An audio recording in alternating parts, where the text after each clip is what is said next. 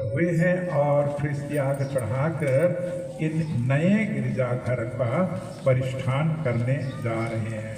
विश्वास के साथ ईश्वर का वचन हम सुने, हम इन पावन विधियों में आज भक्ति पूर्वक भाग लें, जिससे हमारा समुदाय, यह संगठन, यह एकता एक ही बपतिस्मा कुंड से जन्म पाकर और एक ही भोजन भी से पोषित होकर एक आध्यात्मिक के भवन बन जाएं। हम प्रत्येक जन और ये गिरजाघर भी और एक ही वेदी के चारों ओर एकत्र होकर दिव्य प्रेम के प्रभाव से हम विकसित होते जाएं। जल की आशीष अभी कर रहे हैं। प्रिय भाइयों और बहनों, इस गिरजाघर का समारोह पूर्वक प्रतिष्ठान करते हुए हम अपने प्रभु ईश्वर से विनय करें कि वह इस जल को कृपा करके आशीष दे, जो पश्चाताप के चिन्ह स्वरूप और बपतिस्मा की स्मृति में हम पर छिड़का दिया जाएगा, जिससे नई दीवारें, इस गिरजाघर, इस मंदिर की नई दीवारें और नई वेदी धोई जाएंगी। वही प्रभु हमें अपनी कृपा की सहायता प्रदान करें, जिससे जो पवित्र आत्मा हमने बपतिस्मा के समय ग्रहण किया है, उसकी प्रेरणा मानकर हम उसकी कलीसिया में विश्वासी भक्त बने रहें। ईश्वर तो ही सब प्राणियों को जीवन की ज्योति प्रदान करता है, तो मनुष्यों को इतना प्यार करता है कि न केवल पृथ्वी पितृसुलभ चिंता से उनका पालन पोषण करता, किंतु दिव्य प्रेम की ओस से उनके पाप में भी दयापूर्वक धो डालता और उनके शीर से ख्रिस्त की ओर उन्हें सदा लौटा लाता है। तो ने यह दयामय योजना रच रखी है कि जो पापी जन पावन जलधारा में प्रवेश करेंगे, वे ख्रिस्त के लिए मर जाकर तथा निर्दोष बनकर फिर जी उठेंगे, उनके अंग बन जाएंगे तथा अनंत पुरस्कार के उत्तराधिकारी होंगे। इसलिए इस जल को अपनी आशीष से पवित्र कर दे।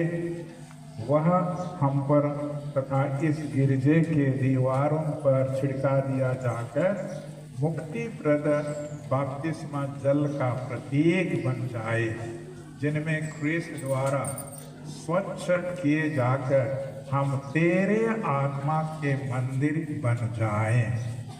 उन सब बंधुओं के साथ जो अब से इस गिरजे में दिव्य रहस्यों का अनुष्ठान करेंगे, हमें भी स्वर्गीय यरूशलेम में प्रवेश करने की कृपा को प्रदान कर। यह प्रार्थना हम करते हैं हमारे प्रभु क्रिस्त के द्वारा।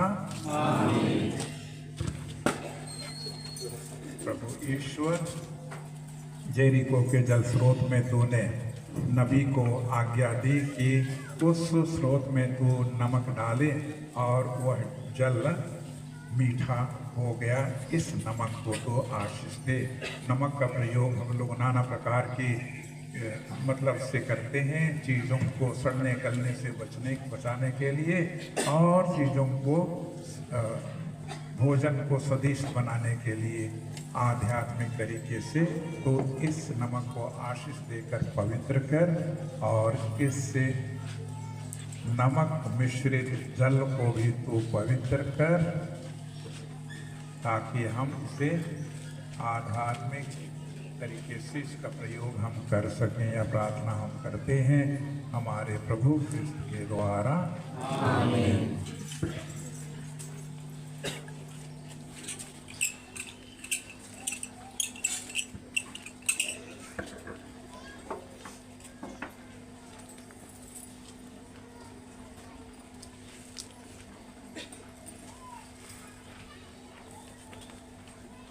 बीच में अभी हम लोग फीता काट के अंदर घुसेंगे। स्वामी जी बीच में जाते हैं, दाएं बाएं दीवारों को दो पुरोहित जैसे आपने सुना आशीष देंगे और हम प्रत्येक को स्वामी जी आशीष देते वेदी तक पहुंचेंगे।